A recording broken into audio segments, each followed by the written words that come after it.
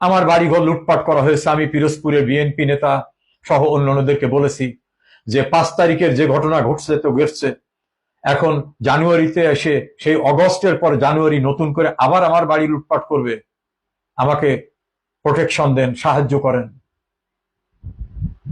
আমি সাহায্য চেয়েছি। তারপর আমার বাড়িগুলো লুট করে নেওয়া হলো, 4টে ট্রাকে করে সমস্ত মালামাল নিয়ে গেল। তারপরে পেট্রোল দিয়ে আগুন দেওয়া হলো।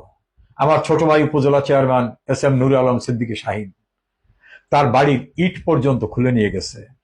এবং আমার বাড়ির সোফা, ইলেকট্রনিক সামগ্রী, টেলিভিশন, ফ্রিজ, এয়ার কন্ডিশন, থালা বাসন, ব্যাগ, এখন অনেকের বাড়িতে, অনেকের বাসায়, অনেকের বাড়িতে আবার এটা শোভা পায় না, কারণ দরজা ছোট তো ঢোকে না।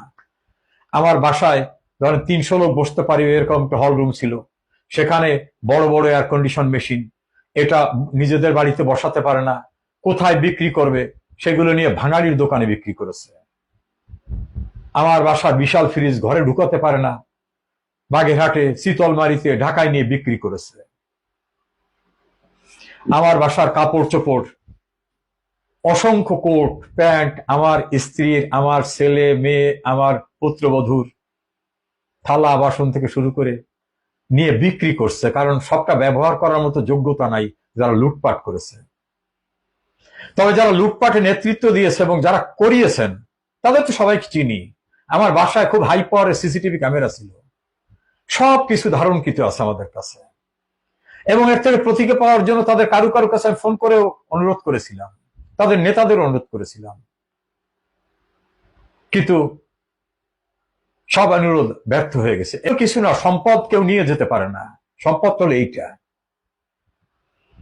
যারা আমার বাসা লুটপাট করছে, তাদের যারা নেতৃত্ব দিয়েছে এদের অনেকটা আমি চিনি।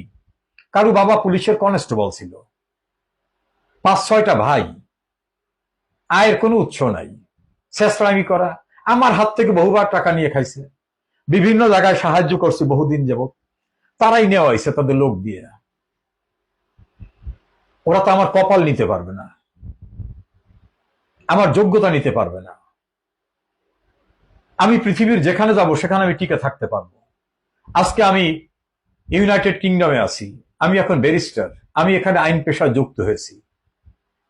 আমার মাথার ভিতরে লেখাপড়া আছে, পৃথিবীর যেখানে যাবো কাজ করে খেতে পারবো।